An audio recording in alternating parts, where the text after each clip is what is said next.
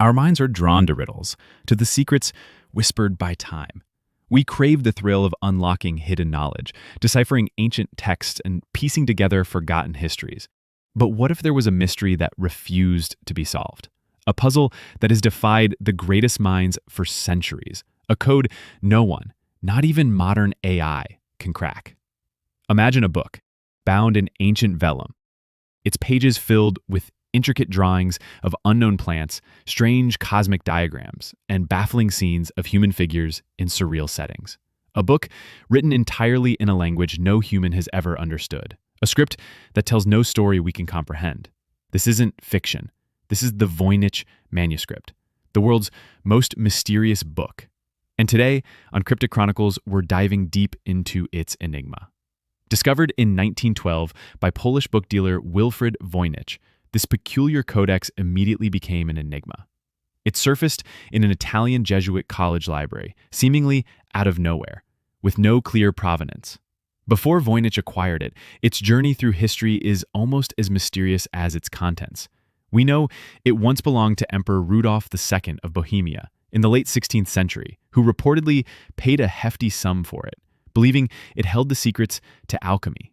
It then passed through various hands, including alchemists, scholars, and scientists, all of whom failed to unlock its secrets, until it landed in a Roman Jesuit library for centuries, largely forgotten. Carbon dated to the early 15th century, sometime between 1404 and 1438, its roughly 240 vellum pages are a testament to a lost purpose, a forgotten secret from the late European Middle Ages.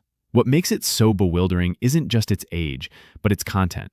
It's written in an entirely unknown writing system, a script completely alien to any known language, past or present.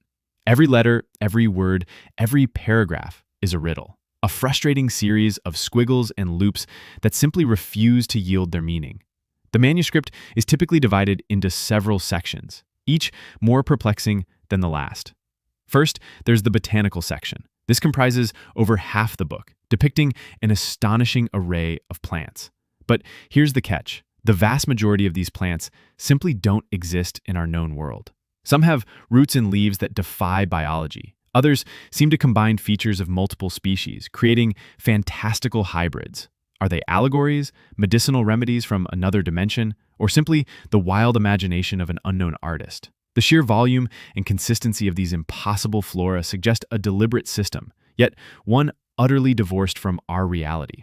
Then we move to the astronomical section. Here, we find circular diagrams showcasing suns, moons, and stars that don't match any known celestial charts. There are zodiac signs, but often with peculiar arrangements or additional figures. Some diagrams seem to suggest cosmological theories entirely foreign to 15th century European understanding. Did the author possess knowledge of the cosmos far beyond their time, or were they charting a universe that existed only in their mind?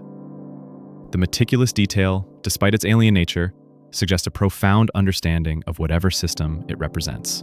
Perhaps most striking, and certainly the most debated, is the balneological or biological section.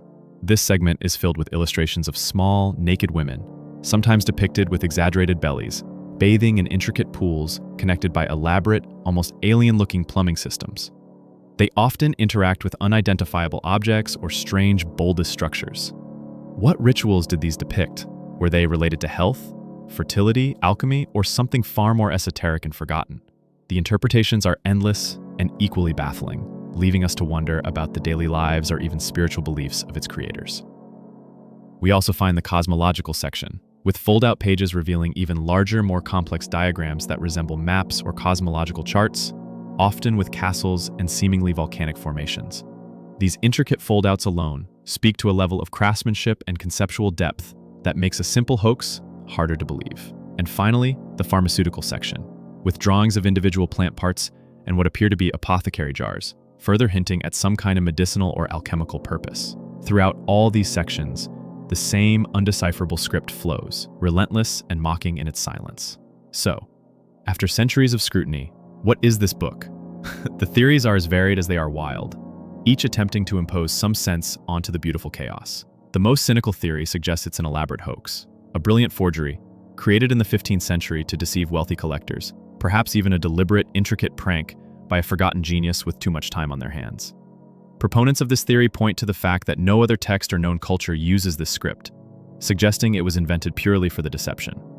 While some linguistic analysis has suggested patterns too complex for a simple cipher, such as a consistent rhythm and structure in word lengths and frequencies often found in natural languages, the possibility of an incredibly sophisticated, uncrackable hoax remains unsettlingly plausible.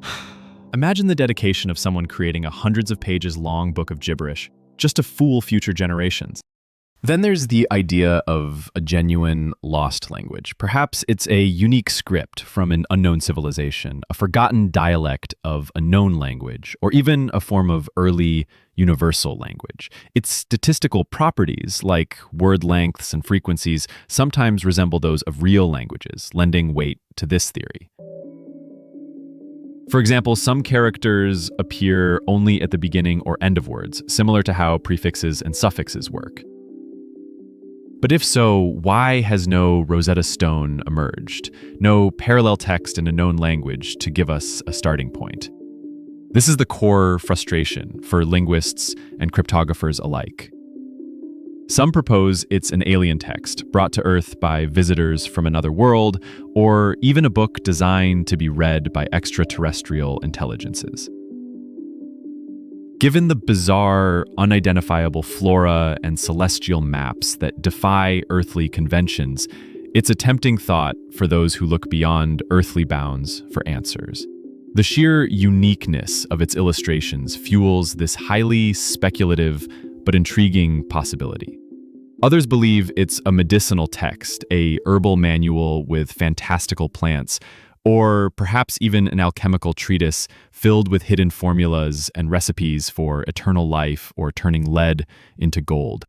This would align with some of the visual sections and the historical context of the time when such pursuits were common. However, without decryption, its practical use remains purely theoretical. And then there are the cryptographers, from World War I code breakers like William F. Friedman, who famously cracked Japan's purple cipher, one of the most complex codes of its time, to modern AI algorithms running billions of computations. None have definitively cracked it.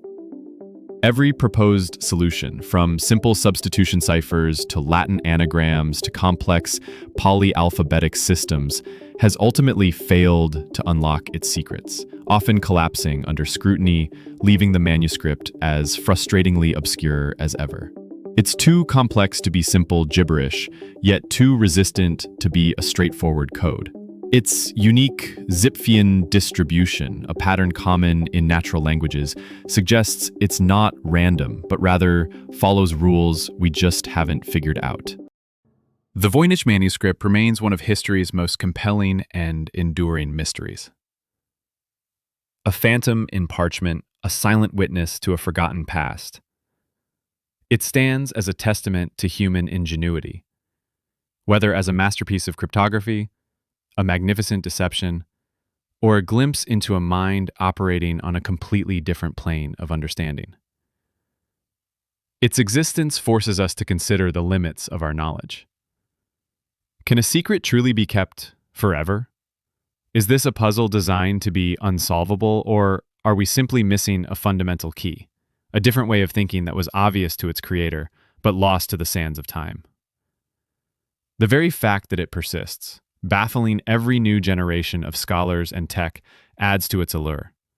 It reminds us that history is not just a series of facts, but a tapestry woven with threads of the unknown, challenging us to keep searching, keep questioning.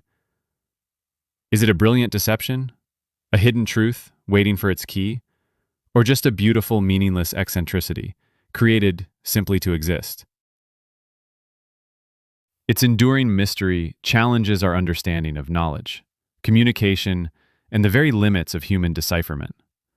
It forces us to confront the boundaries of our own logic and reminds us that some secrets, perhaps, are meant to stay hidden, forever, whispering from the unreadable pages of time.